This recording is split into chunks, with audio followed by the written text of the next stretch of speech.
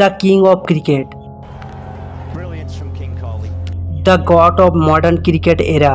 বিরাট কোহলি একটা ভালো ক্যাপ্টেনের সাথে সাথে একটা ভালো ব্যাটসম্যানও ছিল।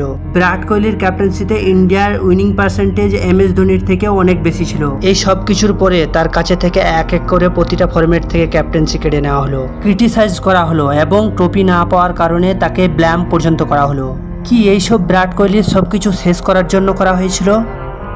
আপনাকে বলি 30 ডিসেম্বর 2014 মহেন্দ্র সিং ধোনি টেস্ট ক্রিকেটে বাই বাই করার পর পার্মানেন্টলি বিরাট কোহলির হাতে সে ক্যাপ্টেন্সি ছেড়ে দিয়েছিল।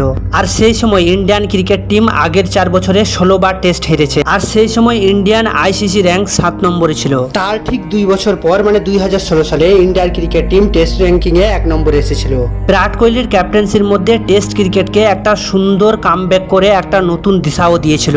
সেটা হোক করুণ নায়ারের 303 রানের ইনিংস অথবা বিরাট কোহলির 7টা ডাবল সেঞ্চুরি। তারপর 2016 মহেন্দ্র সিং ধোনি T20 এবং ODI এর ক্যাপ্টেন্সি ছেড়ে দেয় বিরাট কোহলিকে। ইন্ডিয়ার 3 ফরম্যাটেই ক্যাপ্টেন্সি চালিয়ে যাচ্ছিল বিরাট কোহলি। তারপর আপনাকে বলি তো 2017 সালে বিরাট কোহলির আন্ডারে টিম ইন্ডিয়া অনেক সুন্দর পারফরমেন্সও চালিয়ে যাচ্ছিল, এমনকি চ্যাম্পিয়ন ট্রফির ফাইনালে গিয়ে পাকিস্তানের কাছে হেরে যায়। আর ওই হারের পর বিরাট কোহলির ক্যাপ্টেন্সিকে দোষ দেওয়া হয়েছে। শুধু দোষ দেওয়া হয়েছে এমন না, ম্যাচটা ফিক্সিংও বলা হয়েছিল। কিন্তু তখনও বিরাট কোহলি তার প্রাইম ফর্মের মধ্যে ছিল। 2016 সাল থেকে 2019 সাল পর্যন্ত বিরাট কোহলি ইন্টারন্যাশনাল ক্রিকেটে 10,000-এরও বেশি রান করেছে এবং তার সাথে 38টা সেঞ্চুরিও করে ফেলেছিল।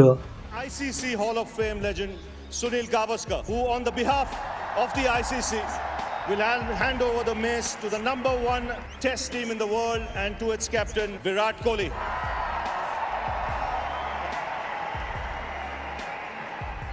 কিন্তু ঘুরে ফিরে মেটার ওখানে আসছে যে no ICC trophy. Virat Kohli ने टेस्ट क्रिकेट की कप्तानी छोड़ दी है। T20 की खुद छोड़ी थी, ODI की उनसे ले ली गई थी। भारत की कप्तानी नहीं करेंगे टेस्ट क्रिकेट में। তারপর 2019 ODI ওয়ার্ল্ড কাপে টিম ইন্ডিয়া অনেক সুন্দর পারফরমেন্স করার পরেও সেমিফাইনালে গিয়ে নিউজিল্যান্ডের কাছে হেরে যায়। আপনাকে বলি তারপর যেটা না হওয়ার সেটাই শুরু হয়ে গিয়েছিল। বিরাট কোহলির ব্যাট থেকে পুরোপুরিভাবে রান আসা বন্ধ হয়ে গিয়েছিল। পুরো 1 বছর তার ব্যাট থেকে একটাও সেঞ্চুরি না আসার কারণে তাকে ক্রিটিসাইজ করা স্টার্ট করে দিয়েছিল।